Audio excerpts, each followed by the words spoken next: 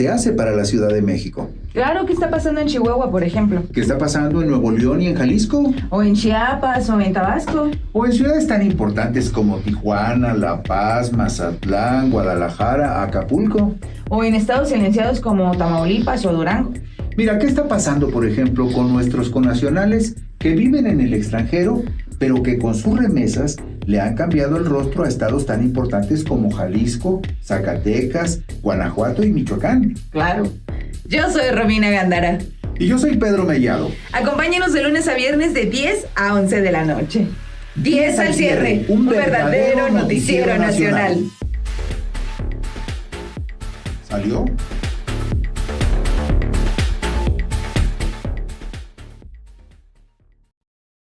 Muy buenas noches al auditorio de Sin embargo al aire. Les damos la bienvenida a este Sin embargo semanal del 24 al 28 de abril. Soy Ilse García y le doy la bienvenida a mi compañera Dulce Olvera. Buenas noches, Dulce. Buenas noches, Ilse. ¿Cómo están allá en casa ya terminando esta semana bastante que se sintió pesada y larga, sobre todo por el estado de salud del presidente?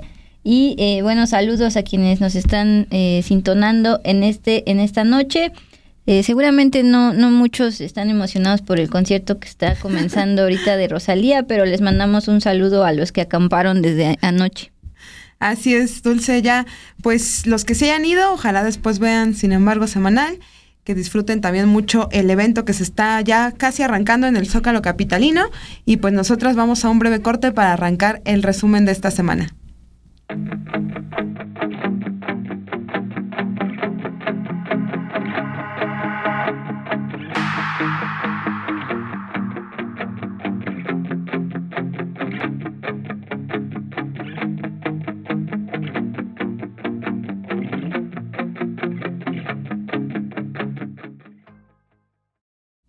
Y bueno, vamos a comenzar con la información del lunes 24 de abril. Como bien decías, Dulce, una semana bastante cargada de información. Aunque no estuvo el presidente López Obrador, pues eso generó también muchísima información. Ya el día de hoy se reincorpora a la conferencia matutina, pero bueno, vamos a contarle cómo se dieron estos hechos desde que se anuncia el contagio del presidente, las especulaciones que se fueron haciendo en torno a su salud, los desmentidos que se hacían desde la conferencia matutina, y pues vamos a irle recapitulando lo que ocurrió. El día lunes, pues ya más bien desde el día domingo, el presidente Andrés Manuel López Obrador suspendió una gira por la península de Yucatán tras dar positivo a COVID-19, la tercera vez que contrae la enfermedad. En su cuenta de Twitter, el presidente escribió: "Ni modo, amigas y amigos, salí positivo a COVID-19, no es grave, mi corazón está al 100 y como tuve que suspender la gira, estoy en la Ciudad de México y de lejitos festejo los 16 años de Jesús Ernesto. Me guardaré unos días. Adán Augusto López Hernández encabezará las mañaneras. Nos vemos pronto". Ese fue el tuit con el que el presidente confirmaba ya el contagio de COVID-19. Mientras tanto, ya medios locales, en específico el Diario de Yucatán, pues ya especulaban sobre lo que había ocurrido con el presidente, hablaban de un desvanecimiento, ya se iban más lejos con otras suposiciones, pero ya este tuit confirmaba lo que había ocurrido. Y bueno, hay que recordar que López Obrador enfermó de COVID a principios de 2021. También en enero de 2022 anunció que había contraído la enfermedad por segunda ocasión durante el repunte de casos que se registró en el país.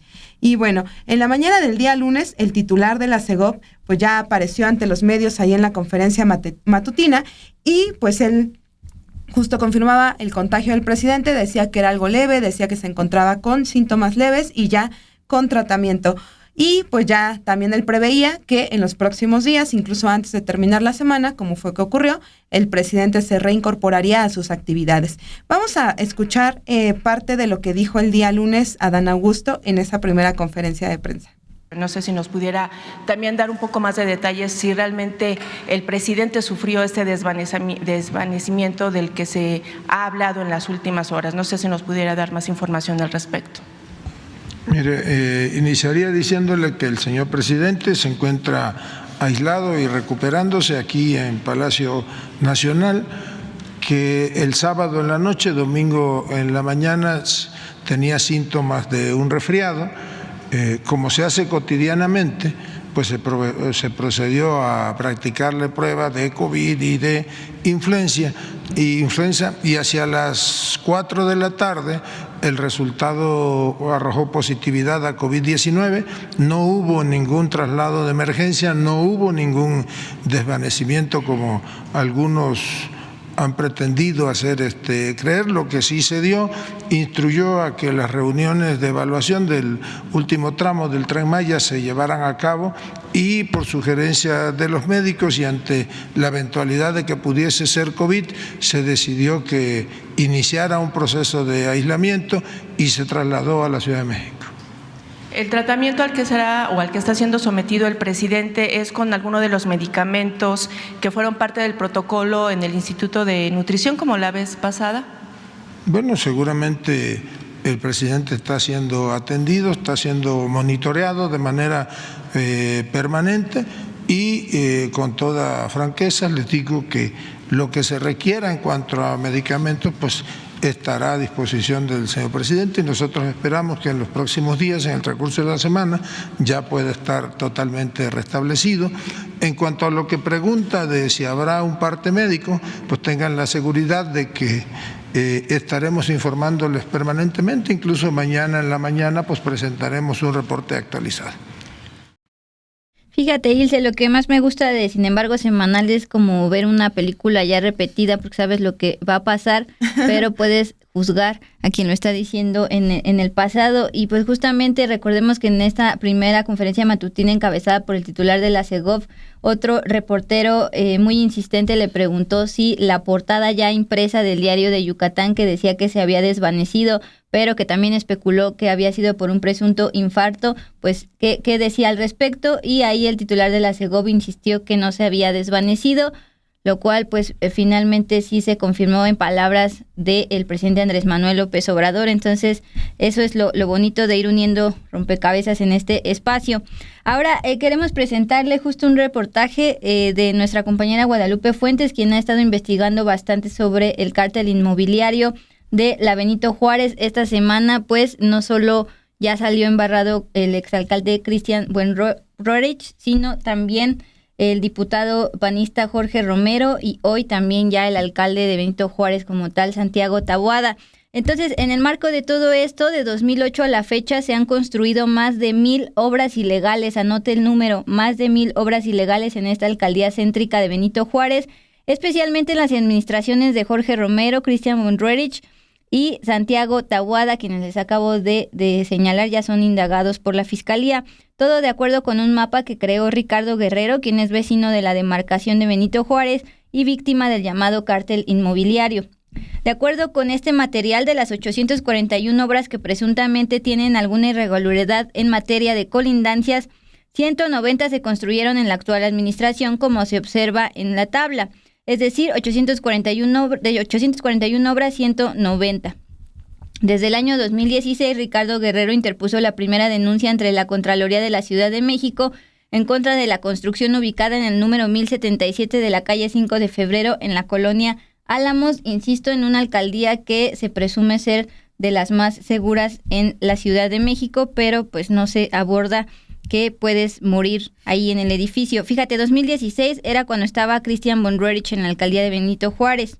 Esta obra fue edificada por un particular de apellido Soberanis, quien presuntamente es amigo de Nicias Aridgis, justamente el exdirector general de Obras y Desarrollo de la alcaldía, quien fue detenido desde octubre del 2022.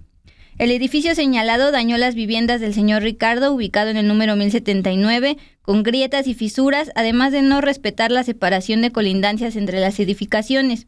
Entonces este ciudadano recuerda que la batalla legal la inició su madre, quien falleció 4 días después del sismo del 19 de septiembre de 2017. Su preocupación siempre fue que la casa colapsara en un fuerte sismo y eso agravó más su salud justo después del terremoto del 2017, pero pues impulsó a Ricardo Guerrero a crear este mapa. Les recuerdo, 1,000 obras ilegales en la alcaldía Benito Juárez. De ese tamaño el llamado cártel inmobiliario, que como bien dices, pues ya está llegando, según de acuerdo con las investigaciones de la Fiscalía, pues a líderes importantes del PAN, tanto como Jorge Romero, pues ya diputado federal. Dulce, pero no solo la información del presidente fue la única nota que tuvo como varios episodios esta semana. Hay varias notas que también tuvieron como pues una evolución, y una de ellas fue el tema de los comisionados del INAI. Como usted recordará, falta que se nombren a 4 de ellos, y es por eso que pues el INAI no ha podido sesionar.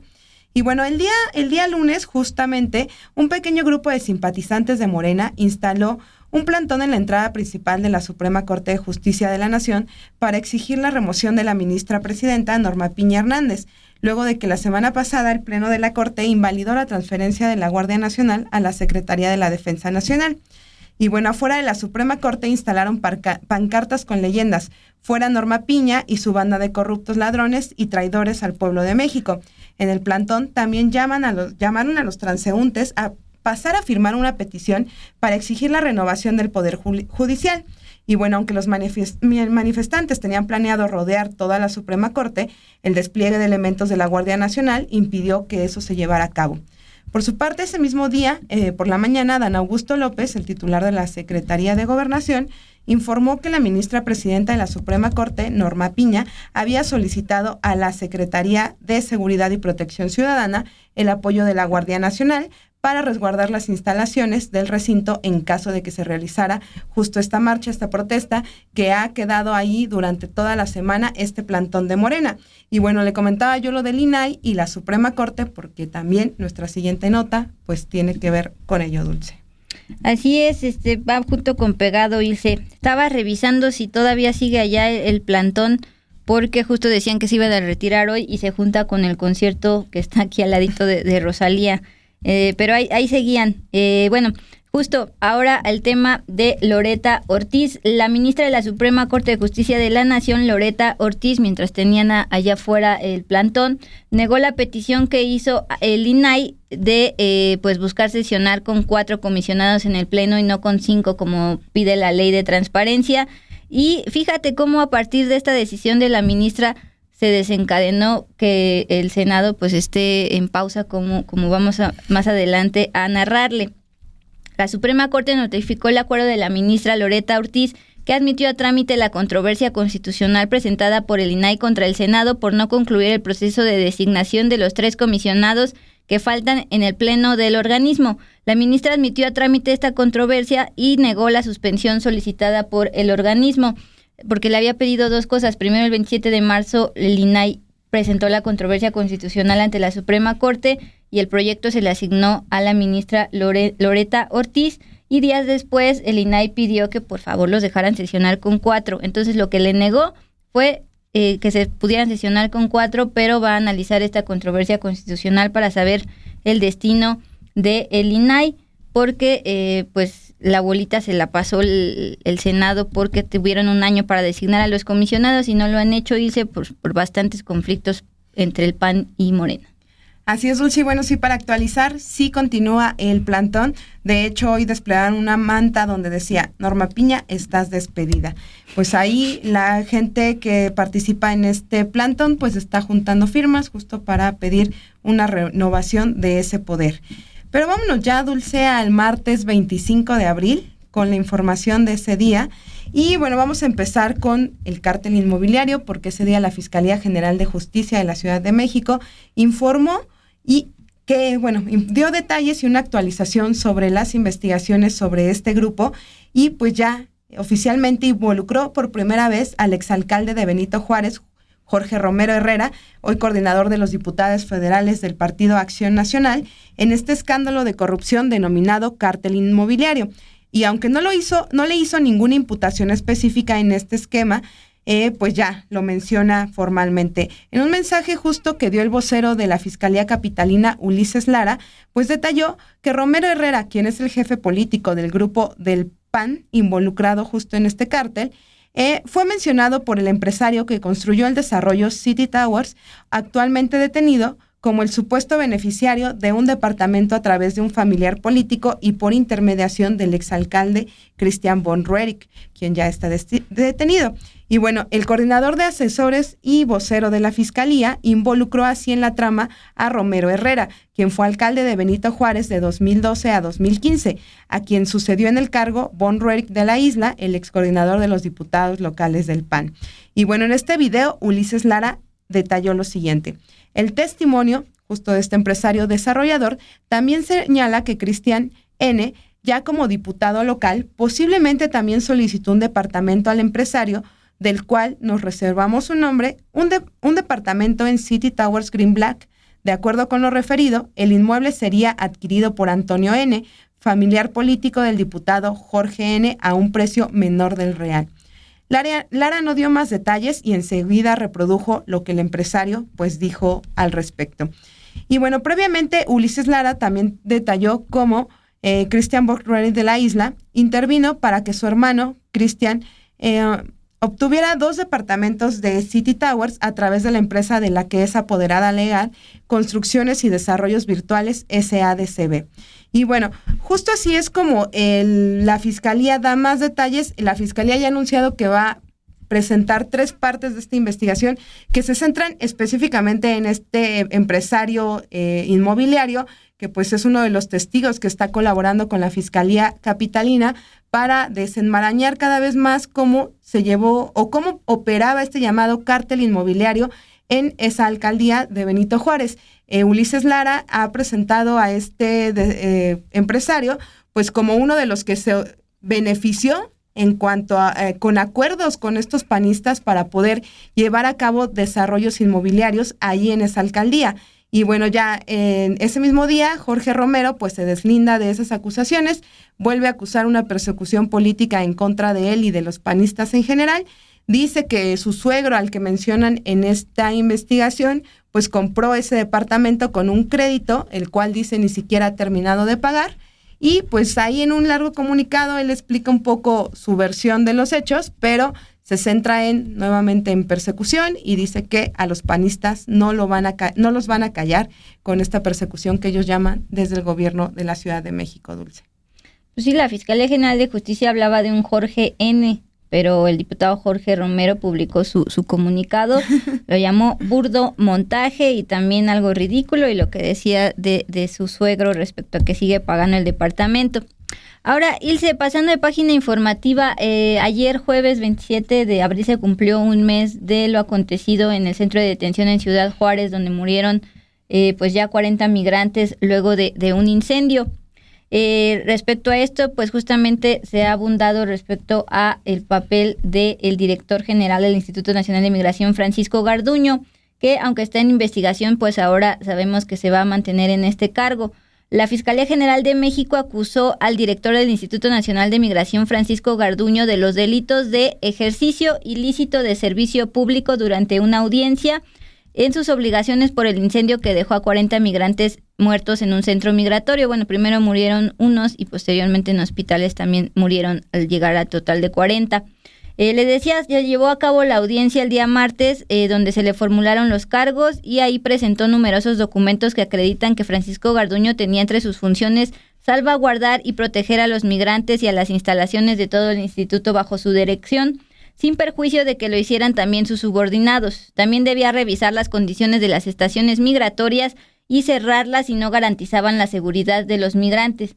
De hecho, esta misma semana salió un nuevo video a partir del diario de Juárez, donde pues se abunda más lo que el primer video ya nos había pues alertado, ¿no? Que era pues negligencia por parte de los que estaban ahí, etcétera, etcétera. Bueno, la fiscal del caso alegó que disponía de grabaciones de video en las que los guardias de seguridad pidieron permiso a los agentes de inmigración para permitir la salida de los migrantes tras el incendio y estos se lo negaron. También se señaló que Garduño tenía copia de oficios en los que se advertía de actos y transacciones irregulares dentro de las instalaciones y en los que algunos migrantes denunciaban, escuchen esto, que les cobraban $1,000 para conseguir salir del centro migratorio. Entre las pruebas se mencionaron estas grabaciones que hicieron las 16 cámaras de video y que una de ellas la logró obtener el diario de Juárez, pero pese a todo esto y que enfrenta un proceso judicial, Francisco Garduño sigue como director del Instituto Nacional de Migración, INSE. Así es, Dulce, vamos a ver cuánto tiempo más permanece en este cargo. Y bueno, vamos a volver ya al tema de la salud del presidente. Y bueno, como ustedes recordarán, el día martes en la conferencia matutina, pues se presenta ya el secretario de Salud como parte de estos martes de la salud, donde informan un panorama sobre COVID y ahora también sobre el tema del fentanilo. Pero en esta ocasión, pues el titular de Salud comienza su participación informando que el presidente pues presenta un cuadro leve de COVID, dice él que tiene muy, muy leves síntomas y pues él es el que confirma que en 2 o 3 días el presidente va a estar dado de alta. Pero ya para ese momento, cuando el presidente todavía no había mandado otro tuit, no había pues hecho un video como había hecho la vez pasada donde hablaba de su salud, pues ya había como de parte de varios opositores al presidente pues más especulaciones, sobre todo en redes sociales, pues que daban mucha voz a esta versión del diario que comenzó con el diario de Juárez, que era que el presidente no solo tenía COVID, sino que además el desmayo y que además hablaban de un derrame y ya de ahí se empezaron muchas especulaciones. Sin embargo, el día martes, pues su esposa, la doctora Beatriz Gutiérrez Müller, aparece en un evento público, en el evento llamado Fandangos por la Lectura, allá en Tabasco. Este evento lo organiza la Secretaría de Cultura. Y pues a ella en este evento toma la palabra y ella comienza diciendo que pues le parece muy, dice, les doy mis respetos por tanta inventiva. Dice, les quiero decir que la única y auténtica verdad es que nuestro presidente está muy bien. Ella dice, lo dejé dormidito y confirmó lo que ya había dicho antes el secretario de Salud, que en 2 o 3 días lo darían de alta y bueno, ella decía, y él podrá explicar de viva voz lo que ocurrió. Ese día incluso ella decía, bueno, si hubiera estado muy mal, más bien ella planteaba que algunos esperaban si ella iba a participar o no, por eso decía, yo lo dejé dormidito y descansando, confirmaba que no estaba grave y pues vamos a escuchar exactamente lo que dijo ese día Beatriz Gutiérrez Müller. Me preguntas cuál es una edad buena para leer. Hace un rato comentábamos con los chavos. Y me gustaría contestar tu pregunta con una coyuntura. Últimamente hemos leído, hemos escuchado muchos rumores, chismes, argüendes de personas que no saben mucho, pero tienen una vastísima imaginación y son capaces de mirar una realidad, transformarla, no necesariamente en un buen sentido, exagerar, amplificar, modificar, alterar. En la lingüística se dice deturpar los hechos, las palabras, los dichos. Y eso no está mal como ejercicio creativo para quienes informan cosas. Les quiero decir que la única y auténtica verdad es que nuestro presidente está muy bien. Eso es lo primero. Él fue contagiado.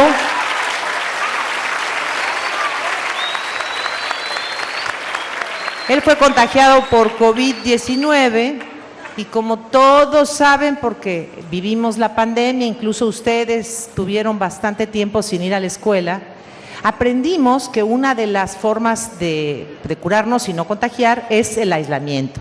Entonces nuestro presidente está guardadito, reposando como debe ser.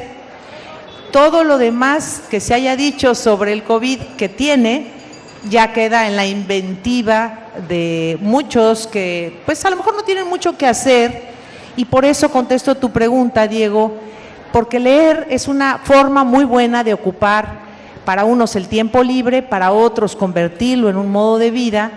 ¿Y con qué objeto? Con el objeto de no creer murmuraciones, de no amplificar los hechos que no ocurrieron o de inventarlos con fines perniciosos, en fin. La lectura nos puede llevar a comprender mucho mejor la realidad que vivimos, pero también la realidad imaginada, pero no a la manera que les dije previamente, inventando con bastante audacia argüendes que no existen.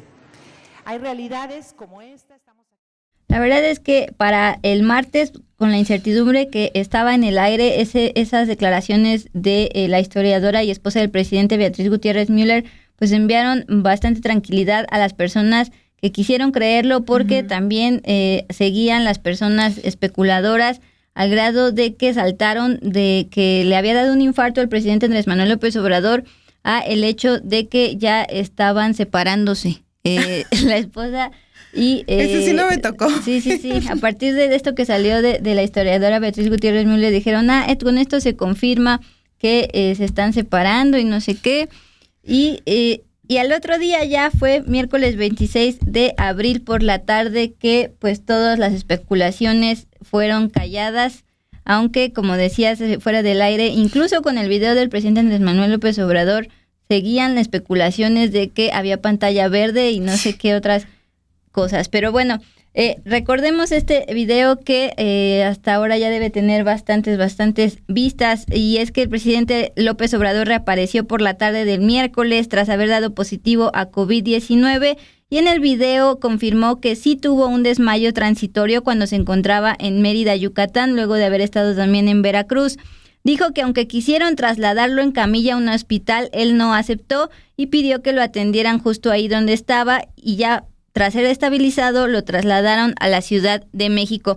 Recordemos este video, o parte de este video de 18 minutos, que a pesar de los 18 minutos seguían cuestionamientos de por qué no lo había dicho antes. Me da mucho gusto comunicarme con ustedes.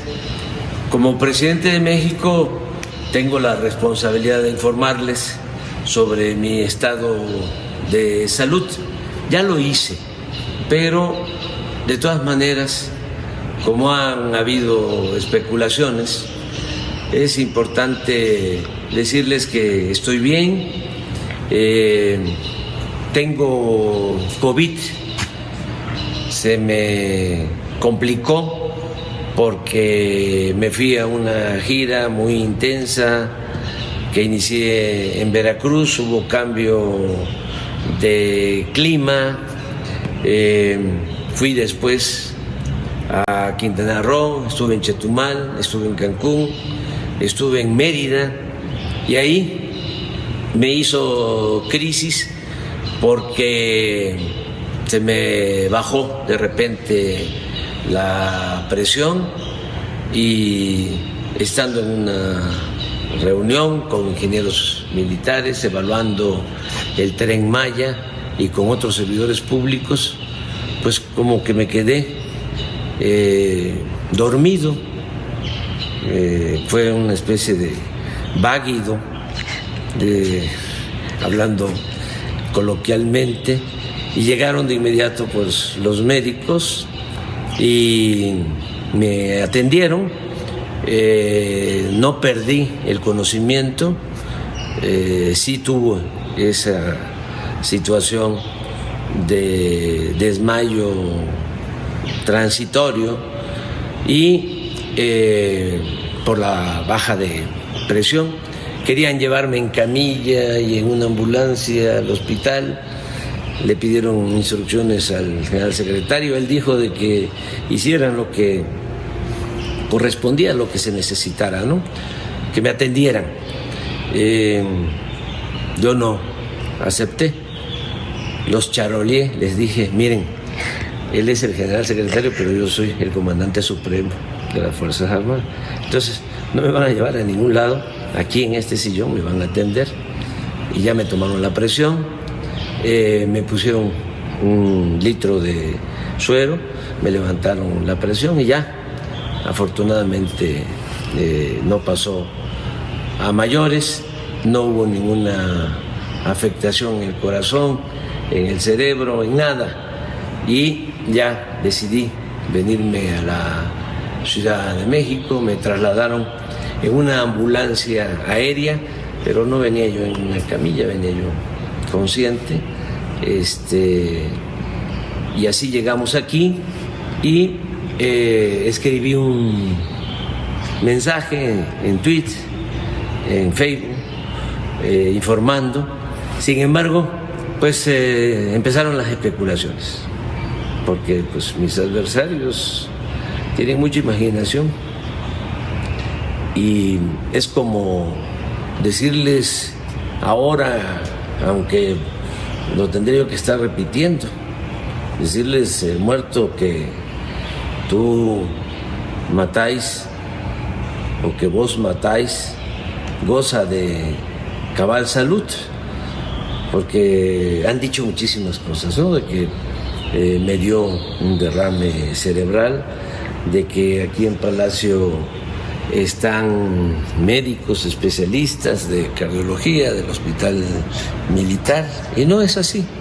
Afortunadamente estoy muy bien, estoy trabajando, ya escribí 2 borradores en estos días de 2 discursos, el del día primero, el Día del Trabajo, y el discurso que voy a pronunciar el día 5 de mayo en Puebla, con motivo de la batalla de Puebla.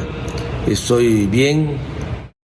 Y bueno, sí, Dulce, qué ocio de verdad ya los tweets después que del video del presidente de la pantalla verde. Yo vi uno de verdad, aunque parezca muy exagerado, que ponían a un señor ahí, un viejito, que le ponían como un traje de estos especiales como para pantallas verdes y una máscara y le ponían puntos, y entonces como que hacían dizque un análisis ahí de que cómo lo reemplazaron, ¿no? Yo dije, no, ya, qué ocio, de verdad, qué ocio poder hacer ese tipo de cosas.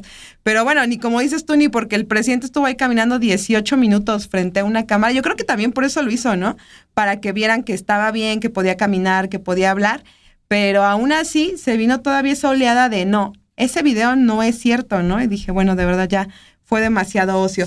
Pero vámonos, todavía tenemos más información del día miércoles, y es que el día miércoles hubo en la Cámara de Diputados pues una jornada intensa, muy, muy intensa entre el miércoles y el jueves, previo a que cerraran la sesión ordinaria de esta legislatura, el segundo periodo ordinario de esta legislatura, pues se dio una avalancha de aprobaciones de diversas iniciativas que en su mayoría pues fueron avaladas por Morena y sus aliados. De hecho, pues los legisladores de oposición afirmaron que al menos 4 de ellas fueron conocidas hasta el momento de la presentación en el Pleno. Es por eso que se llegaron muchas críticas, porque pues sí, muchas de ellas fueron en fast track. Yo no estuve pendiente de toda la sesión porque sí fue como que empezó maratónica. Al mediodía del miércoles, terminó en la madrugada del jueves y luego reiniciaron el jueves durante el día, pero fue maratónica. Pero si tú revisabas el hilo de la Cámara de Diputados donde ponían cada iniciativa aprobada, pues te das cuenta que algunas no tenían tanta diferencia entre una y otra, máximo de 1 hora, algunas incluso menos. Entonces, pues decías, ¿qué tanto las discutieron? Pero bueno, vamos a ver qué iniciativas fueron aprobadas por la Cámara de Diputados ese día, porque entre ellas, que en realidad en total fueron 9, pues hay algunas muy, muy importantes. La primera de ellas, Dulce, fue la reforma a la Ley General de Salud. Esta, una de las más importantes y más criticadas que se aprobaron ese día, y fue esta que extingue el llamado Instituto de Salud para el Bienestar para sustituirlo por el IMSS Bienestar. Y la segunda que se aprobó ese día fue la reforma a la Ley de a la Ley Reglamentaria del Servicio Ferroviario y la Ley Federal de las Entidades Paraestatales. Esta fue criticada por legisladores de oposición que afirmaron que con esta reforma se busca garantizar que el Ejército Mexicano tenga la operación del Tren Maya de forma indefinida. Y bueno, en la tercera de estas iniciativas aprobadas fue la reforma a las leyes orgánicas de la Administración Pública Federal, la Ley del Ejército y Fuerza Aérea Mexicanos, de Aeropuertos y de Aviación Civil en materia del espacio aéreo. Pues también se habla de que esta iniciativa busca dar más facultades a la Sedena para actuar en caso de que ocurran actos ilícitos en contra de las operaciones aeronáuticas en México. Y bueno, la cuarta iniciativa, avalada ese día por el Pleno, fue la reforma a diversas disposiciones de la Ley General de Bienes Nacionales, que reduce el porcentaje máximo de descuento en la venta de inmuebles propiedad de la Nación, que pasa de un 40 a un 10% sobre el avalúo como máximo. Te mencionaba, Dulce, pues iniciativas que son bastante importantes. Ahí voy yo en lo que viene siendo el denominado Fast Track, ya a la medianoche de miércoles para jueves. Esta es importante también, dice, la ley de instituciones de crédito en materia de montadeudas. Se votó que pues se castiga hasta con 9 años de cárcel a estos llamados montadeudas, y también se avalaron en otros artículos para que se sancione a aquellas instituciones financieras que a través del acceso a información privada de sus clientes intenten extorsionar, cometer fraudes y amenazas contra ellos. Pues, ¿cuántos casos no de montadeudas hemos visto en los últimos meses? El sexto es sobre la Ley Federal de Derechos y la Ley General de Turismo, que suprime el apartado cuarto del artículo 45, que permitía que los ingresos por la recaudación del derecho a estancia a las personas extranjeras fueran enviados al Fondo Nacional de Fomento al Turismo, y plantea entonces enviarlos al patrimonio de todo un fideicomiso público federal que deberá ser constituido. El 20% de esos recursos serán enviados al Instituto Nacional de Migración para mejorar los servicios en materia migratoria, que bastante le hace falta, y el otro 80% iría a proyectos de inversión de servicios aeroportuarios, aeronáuticos, ferroviarios, turísticos y otros, todo esto proveniente pues justamente de lo que pagan las personas extranjeras por su derecho de estancia. Vámonos con las últimas. Ilse, se extingue la Financiera Nacional de Desarrollo Agropecuario, la Financiera Rural. Y la octava iniciativa que fue avalada por el dictamen que expide la Ley General en materia de humanidades, ciencias, tecnologías e innovación. Esta también fue, pues también estuvo un poquito en el ojo del huracán, porque si bien aparentemente solo cambiaba el nombre de CONACYT, le agregaba una H de humanidades, pues un sector del sector científico estuvo ahí presente, dio una conferencia de prensa pues para cuestionar por qué, a pesar de que hubo parlamento abierto, no se incluyeron sus posturas y sus peticiones, sobre todo de pues tener en cuenta las necesidades particulares de cada estado. Algunos de ustedes pues recuerdan justo el caso también de cómo se le financió a Kimberly Clark en otros tiempos. Entonces pues ahí está que entre la ley de ciencias y las necesidades de los científicos y de los académicos por presupuesto para sus investigaciones, pero también cuando pues la ciencia cae en otras manos. Y 9 y última, la 9ª iniciativa aprobada fue el dictamen por el que se reforman pues bastantes disposiciones de la Ley Orgánica de la Administración Pública Federal, que faculta a la Secretaría de la Función Pública a contratar bienes y servicios en vez de Hacienda, ¿me equivoco? Sí, así es, de Hacienda. Ahora va a ser la Secretaría de la Función Pública, que pues justamente se dedica a tenerle el ojo en los servidores públicos y que no haya corrupción, y ahora también se va a encargar de contratar bienes y servicios. Era importante hacer esta recapitulación porque pues en pocas horas, en fast track, se aprobaron estas cosas tan importantes para la ciencia, los campesinos, el dinerito que viene de los extranjeros, del turismo, etcétera, etcétera, Ilse. Así es, Dulce, pues si tenían trabajo pendiente, tampoco era la mejor manera de agarrar una tras otra antes de pues terminar este periodo de sesiones.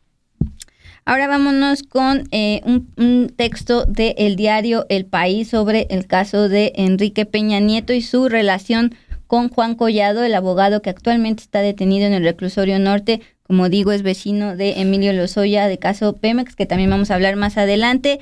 Y bueno, solo para recordar que Peña Nieto usó los aviones del abogado Juan Ramón Collado Moschelo, detenido en México por peculado, lavado de dinero y también delincuencia organizada, y por eso la policía de Andorra pues está en la mira del exmandatario mexicano. Los autores de este reportaje, José María Irujo y Joaquín Gil, tuvieron acceso justamente al informe confidencial de la policía de Andorra, en el que exhiben que el expresidente viajó en las aeronaves privadas de Collado, un Cessna 650 y un Bombardier Challenger 601, que adquirió con un préstamo de $5.2 millones avalado por su entramado financiero justamente en la banca privada de Andorra.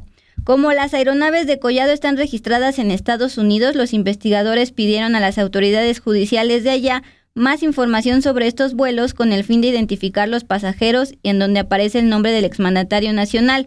Ya después, pues justamente el mismo Enrique Peña Nieto platicó con El País y confirmó que sí, que utilizó estos aviones para llevar a su hija porque tuvo un accidente de esquí y la trasladó a hospitales de Estados Unidos.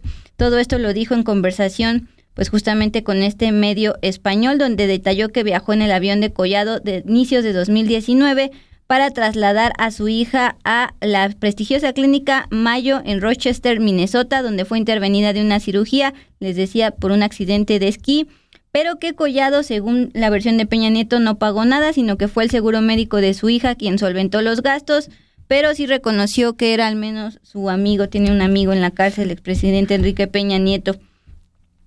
Y aquí pues justamente se platicó para indagar más en este texto. El colega y jefe de información Álvaro Delgado platicó en Los Periodistas con Joaquín Gil. ¿Te parece bien si escuchamos parte de cómo detalla justamente cómo indagó más con el expresidente Enrique Peña Nieto respecto al uso de estos aviones? De un informe inédito y confidencial de la Policía de Andorra al que hemos tenido acceso y que revela cosas muy interesantes, ¿no? Por primera vez hay una mención expresa a Enrique Peña Nieto, una mención expresa por partida doble. Antes, cuando se mencionaba los informes de la Policía de Andorra al expresidente mexicano, siempre se decía Juan Ramón Collado, abogado de Peña Nieto, Juan Ramón Collado, abogado de Peña Nieto, pero no se iba más allá. Por primera vez, en un informe de la Policía de Andorra se señala al expresidente mexicano con un vínculo que va más allá. En concreto, se dice que, bueno, pues que Enrique Peña Nieto utilizó, tras abandonar la presidencia en 2018, los aviones de Juan Ramón Collado, y también, según la Policía de Andorra, que Juan Ramón Collado abonó un tratamiento médico de 91.000 euros a una de las hijas de Enrique Peña Nieto, ¿no? El expresidente mexicano, en una conversación que mantuvimos hace un par de semanas, nos admitió la primera parte, es decir, nos dijo que sí, que efectivamente había volado los aviones de Collado tras abandonar la presidencia, pero nos dijo que en absoluto, nos negó categóricamente que Juan Ramón Collado le hubiera abonado un tratamiento médico a una de sus hijas, que sí, que efectivamente tuvo un problema médico bastante grave y fue sometida a una cirugía en 2019, pero que los costes de esa intervención quirúrgica fueron abonados por el seguro de su hija. Más para que se queden hasta todo el, sin embargo, semanal, el día viernes, el presidente Andrés Manuel López Obrador justamente habló respecto a esto y dijo el nombre del innombrable, el expresidente Carlos Salinas de Gortari. Vamos a hablar al respecto, pero mientras tanto vamos a ponernos un poco electorales rumbo a la gubernatura de Coahuila en las campañas. Justamente sacamos cómo desde 2014 el gobierno de Rubén Moreira, actualmente diputado del PRI, inició contratos para crear el Metrobús La Laguna en Coahuila. Obviamente el Metrobús de La Laguna iba a beneficiar a muchísimas personas. En 2016 la administración ya de Miguel Riquelme, actual gobernador de Coahuila, arrancó las obras. La promesa era que desde el 2018 más de 180,000 usuarios iban a gozar pues de una movilidad más barata y digna, porque actualmente utilizan pues camiones ruleteros pues viejos, contaminantes y con tarifas altas. Pero fíjate, Ilse, casi 700 millones de pesos después inyectados, lo que hay es una obra negra grafiteada y un análisis costo-beneficio caduco. La promesa incumplida se pasa ahora a los candidatos de la gubernatura. Estoy hablando de Armando Guadiana por parte de Morena o a Manolo Jiménez por parte de Va por México, si es que no se inaugura este octubre como otra vez se prometió. Es decir, 2016 iniciaron las obras, 2018 iba a estar listo, nada, y ahora pues llevan inyectándole recursos y probablemente, si hay un milagro, en octubre sí se va a entregar esta obra que pues justamente le están prometiendo el PRI. Recordemos que Coahuila es un bastión priista, se lo viene prometiendo a los laguneros y pues siguen esperando, Ilse. El sello del PRI, estas obras inconclusas. Pero vamos a regresar a la información de los comisionados del INAI, y es que el día miércoles Álvaro Delgado conversó con Blanca Lilia Ibarra, la comisionada presidenta de este instituto, quien ese día pues hizo un llamado a los senadores pues que ya nombren a estos comisionados que faltan para poder retomar las sesiones. Ese día ella dijo que pues el INAI no está parado, que siguen recibiendo estas solicitudes de revisión. Lo que pasa es que arman los proyectos, pero al final de cuentas no pueden votarlos por la falta de quórum. Cuestionadas por Álvaro Delgado sobre el tema de los salarios en el INAI, ella afirma que no ganan más que el presidente, que no se ampararon, pues defiende que este instituto no es inoperable, dice que pues es bastante importante para la sociedad mexicana, pues defiende el derecho al acceso a la información de todos los mexicanos, y por eso pues hace este llamado al Senado a que no dejen pasar más tiempo para poder retomar las sesiones y poder dar cause a todos estos recursos de revisión que tienen ahí parados. Pero vamos a escuchar un breve fragmento de esta entrevista para que usted, si no la ha visto, pues después de Sin embargo Semanal, vaya también a verla. El pasado 31 de marzo concluyó un tercer comisionado su encargo y con ello quedaron 3 vacantes, lo que lleva a que, de acuerdo al artículo 33 de la Ley Federal de Transparencia, el INAI no tenga el quórum legal para poder sesionar. Nosotros hemos abordado distintas formas de defensa de nuestra institución para que podamos seguir resolviendo semanalmente los recursos de revisión entre las personas que están inconformes con las respuestas de la autoridad. Sin embargo, pues con el día de hoy se cumplen ya 3 semanas que no podemos sesionar. Y estamos hablando prácticamente de que son cerca de 2,000 recursos de revisión los que están detenidos. Seguimos haciendo el trámite correspondiente, las 4 comisionadas y el comisionado con nuestras ponencias seguimos realizando cada semana el estudio, el análisis correspondiente. Los asuntos están listos para votarse, listos para subirse al pleno. Estamos hablando de 2,544 recursos de acceso a la información y 465 en materia de datos personales. Pero, bueno, pues si no hay el quórum legal, el INAI está imposibilitado de sesionar. Pues fíjate, después de todo el reflector que tuvo el INE hace algunos meses, ahora el INAI es el que por un lado se le cuestiona su utilidad, también su presupuesto, y por el otro lado pues también tiene defensores pues justamente que pretenden que se defienda el derecho al acceso a la información de la ciudadanía. Para que entiendan rápidamente, justamente digamos que el INAI es el árbitro, porque si una dependencia, llámese partido político, llámese sindicato, llámese secretaría a nivel estatal, federal, municipal, se niega a entregar información solicitada por la ciudadanía, es ahí donde entra el INAI para obligar a la dependencia a hacerlo e incluso poder llegar a una sanción administrativa. Y justo por falta de quórum, por culpa del Senado, pues no pueden sesionar para resolver estas exigencias de la ciudadanía. Ahora, les decía, la bolita primero la tenía el Senado porque pues, tuvo un año para designar a los comisionados, por eso el INAI recurrió a la Suprema Corte, pero pues ya les decíamos que la ministra Loretta Ortiz pues decidió de momento no darles esta medida cautelar de poder sesionar con 4 comisionados en vez de 5 y sigue evaluando la controversia constitucional. Mientras eso pasa en la Corte, en el Senado pues fue un desastre. Ilse, en primera quiero preguntarte si tú sí dormiste en tu cama anoche. Claro que sí. Yo creo que otra no, ¿verdad? No, ¿qué pasó? Pero pues los senadores de oposición, llámese PAN, también MC, pues estuvieron en una larga pijamada que pues llevó a la toma de tribuna en el Senado, pues bastantes horas.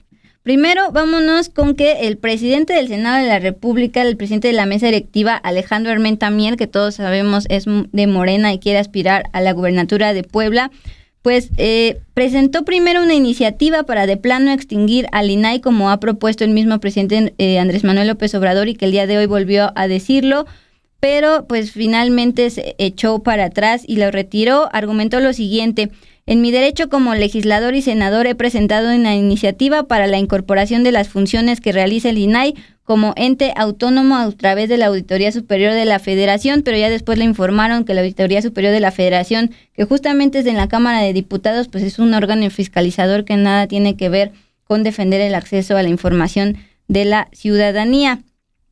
Después vino en pasillos, pues se escuchaba que el senador Ricardo Monreal de Morena, dirigente de la Jucopo, pues había logrado llegar a un acuerdo con sus propios miembros del Parlamento del Morena para ya designar por fin a un comisionado y por fin romper esta falta de quórum. Ya tenían el nombre, incluso ya estaba ahí el comisionado para tomar protesta, bla, bla, bla, pero al final no sé qué pasó dentro de Morena, que en el tablero se vio como pues la mayoría votó en contra. El senador Yulén Rementería de Acción Nacional se molestó bastante porque él reveló que sí ya tenían un acuerdo político entre Morena y el PAN para ya designar comisionados y por fin destrabar esto. Entonces, molestos, pues ya la oposición, sobre todo del PAN, tomó la tribuna la tarde del jueves, se arroparon con lonas que decían transparencia, transparencia, comisionados del INAI ya, que habían utilizado la semana anterior también para presionar a Morena, y pues como tal instalaron su pijamada, estuvieron ahí toda la noche. Esta mañana de viernes ya los fueron a relevar otros senadores como Damián Cepeda, y Gustavo Madero todavía se continuó ahí un ratito más, y pues ¿qué horas son? Y ahí siguen. Ya, tarde, y pues vamos a ver qué tal va este caso. Yo decía, Dulce, que tal vez tú no dormiste en tu casa porque traes el color oficial de la pijamada que se llevó ayer a cabo ahí en el Senado, el color del PAN. Pero cubriendo, ¿no? Aunque traiga perritos, no disimula el color del PAN.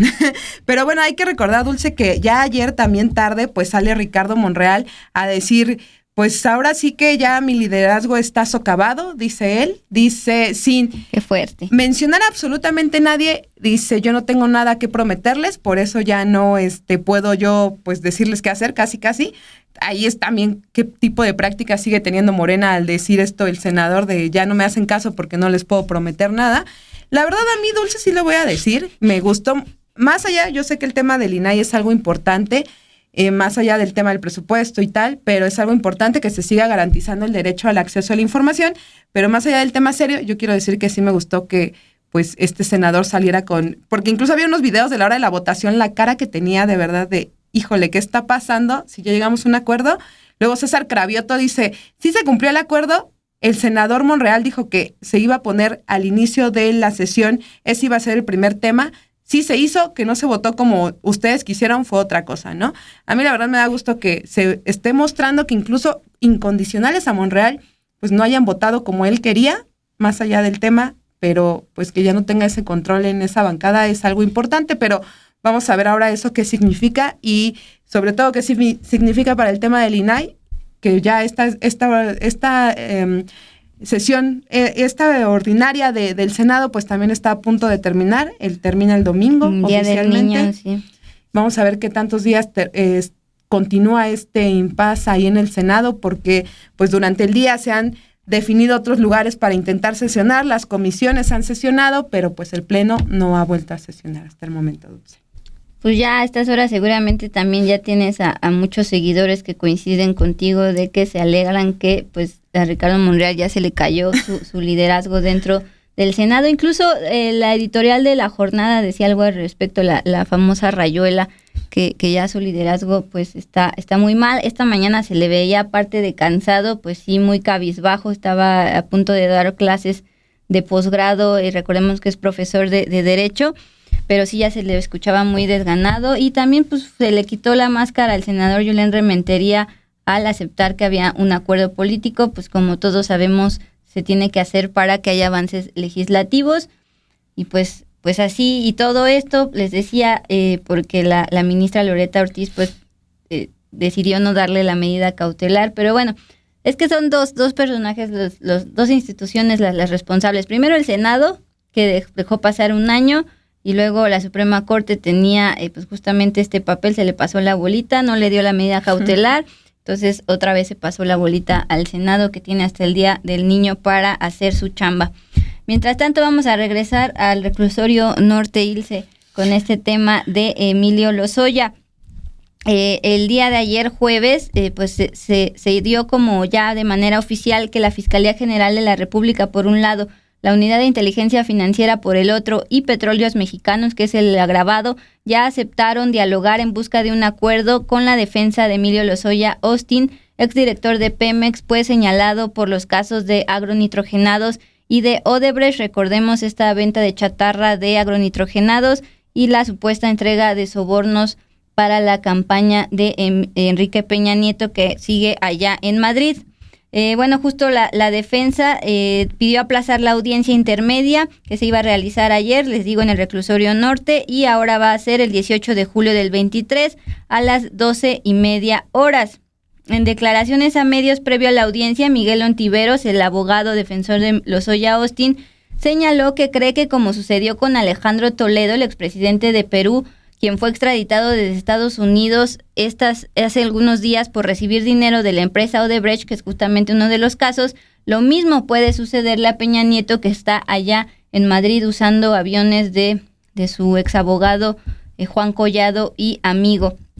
Después de esto, pues esa misma noche, Álvaro Delgado, nuestro compañero y jefe de investigación, pues habló con Miguel Ontiveros, el abogado de Petróleos Mexicanos, y ahondó por qué Peña Nieto sí podría ser extraditado desde Madrid. ¿Te parece si vemos esta charla? Vamos a verla, estuvo muy interesante. Nosotros estamos en el Estado mexicano con instituciones fuertes y sólidas para que el expresidente de México, que está ubicado en Madrid, sea extraditado a nuestro país y responda a las imputaciones que Emilio Lozoya le ha formulado, que además tienen, como ya señalé, pruebas contundentes. Así que esperamos que eso suceda muy pronto, y esa es la tesis que nosotros hemos defendido, no solamente hoy, sino desde que Emilio presentó la denuncia ante la Fiscalía General de la República.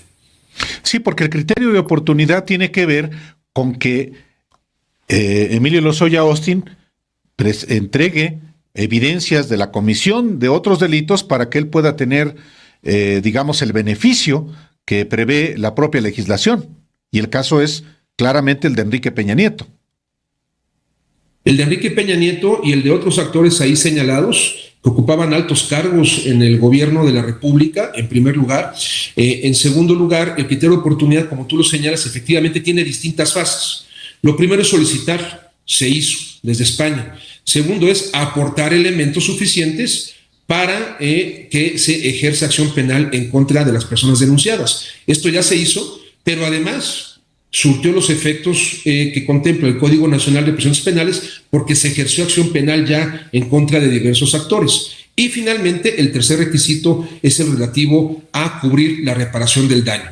Esta reparación del daño ya fue fijada hace más de un año, en enero de 2022, aprobada por el Consejo de Administración de Pemex y ratificada en la acusación por parte de la Fiscalía General de la República, en la coadyuvancia que presentó Pemex, en la coadyuvancia que presentó la Unidad de Inteligencia Financiera, donde se señala un monto total, en suma por los dos casos, Agronitrogenados y Odebrecht, que asciende a $10.7 millones. Y eso es lo que Emilio Lozoya ha asumido para cubrir a través de garantías de inmuebles, por cierto no son suyos, son de su mamá y de otros actores que le han apoyado para poder garantizar y entonces proceder al pago de la reparación del daño en pagos diferidos. Y en esa etapa nos encontramos en ver cómo van a ser esos pagos, en qué cuentas se van a depositar para finalmente dar por concluido ambos asuntos. Por último, ¿tiene escapatoria Peña Nieto o va a quedar impune? Mira, nosotros creemos que hay suficientes elementos, no solamente por este caso, sino por otros que se han señalado en el contexto mexicano, para que él sea traído ante los tribunales mexicanos y responda por los hechos de corrupción que se le atribuyen. Evidentemente no nos corresponde a nosotros el ejercicio de la acción penal, pero sí aportar elementos suficientes para que esto suceda. Y yo creo que tarde o temprano Enrique Peña Nieto va a responder ante la justicia mexicana, y esperamos que sea muy pronto, porque eso va a explicar un contexto de corrupción en el marco de un aparato organizado de poder que él lideró, instrumentalizando a las instituciones y a las personas para obtener ilícitamente una cantidad de recursos importante. Creemos que eso va a suceder y confiamos plenamente en la Fiscalía General de la República, en la Unidad de Inteligencia Financiera y en las instituciones que se encargan de ese tipo de investigaciones.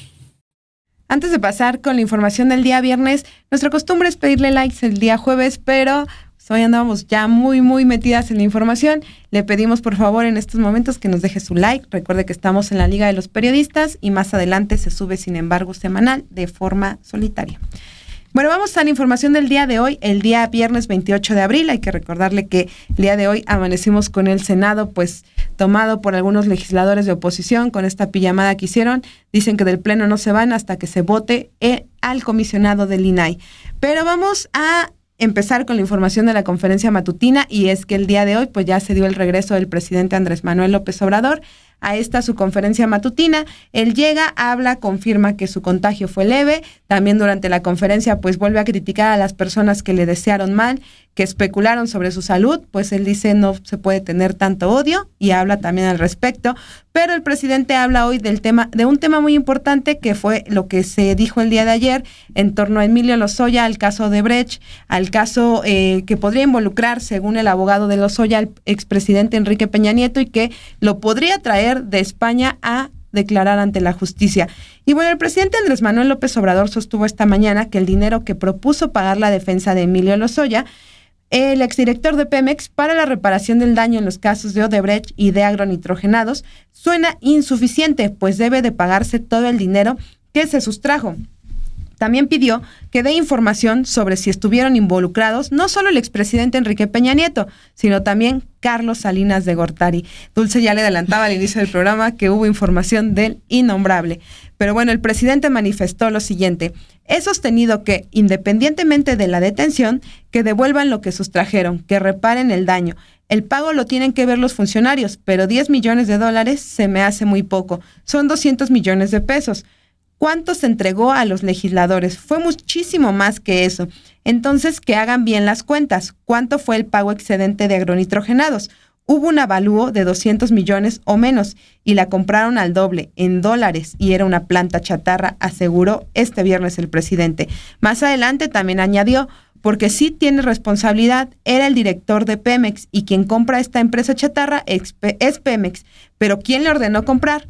Él puede decir quién hizo el trato, si intervino Salinas, si intervino Peña, si fue un negocio en las alturas, pero él sabe. Y también agregó que dé más información sobre los actos de corrupción detrás de estos casos. La verdad es importante la postura hoy del presidente porque no solo dice es muy poco dinero, además dice que entregue la información pues que ha prometido tanto él como su abogado, Dulce. Sí, regresó con todo, Ilse, y justamente esa es la utilidad del criterio de oportunidad, que den más información a las autoridades para indagar en toda la red de corrupción, porque pues como siempre pasa en este tipo de casos, no es solo una persona. Emilio Lozoya recibió órdenes y la pregunta es ¿de quién o quiénes? Ahora, ya les decía también al inicio de este espacio, gracias por llegar con nosotros hasta el día hoy, y esta es la última noticia. Les decía que en el cártel inmobiliario ya salieron señalados los tres, la triada. El diputado Christian von Roerich, ya detenido en el reclusorio norte, ya tenemos a 3 en el reclusorio norte. Salió también el diputado Jorge N., mejor conocido como Jorge Romero, y también el día de hoy ya oficialmente fue señalado el alcalde que actualmente quiere ser jefe de toda la Ciudad de México por parte de Acción Nacional, Santiago Taboada. La Fiscalía General de Justicia aseguró que no cuenta con una investigación en contra del alcalde por presunto secuestro o desaparición forzada, pero sí lo están señalando por corrupción. Así lo dijo la Fiscalía. Es falso que el Ministerio Público de esta institución investigue 15 denuncias por dichos delitos, es decir, por secuestro, como el funcionario lo ha señalado públicamente, aseguró la dependencia a través de sus redes sociales. Sin embargo, sí confirmó que la Fiscalía cuenta con una indagatoria por los señalamientos en su contra por la red de corrupción en la demarcación de la capital, conocida como el cártel inmobiliario, donde, pues ya le decía, Christian von Roerich y Jorge Romero también están involucrados. Ya tenemos a la triada bajo la lupa de la Fiscalía General de la Justicia de la Ciudad de México, donde le recuerdo el dato: durante sus administraciones más de 1,000 obras fueron construidas ilegalmente y están poniendo en riesgo la vida de todos los habitantes de esta demarcación, que paradójicamente es considerada una de las más seguras a nivel nacional. Así es, Dulce, vamos a ver cómo sigue este caso, porque la Fiscalía ya ha anunciado que tiene una tercera entrega de este testimonio de este empresario inmobiliario. Pues como se han dado cuenta, dan información muy breve, la que se puede hacer pública por parte de la Fiscalía, pero pues hasta ahora ha sido información muy reveladora, Dulce. Sin más, nosotros hemos llegado al final de este Sin embargo semanal, de esta penúltima semana de abril, Dulce. No, ya la última, ¿verdad? Ya va a ser el Día del Niño. 1 de mayo, ¿verdad? Así es. Por cierto, disfruten su puente a quienes tienen puente, porque acuérdate que ya suspendieron eso de que iban a poder descansar.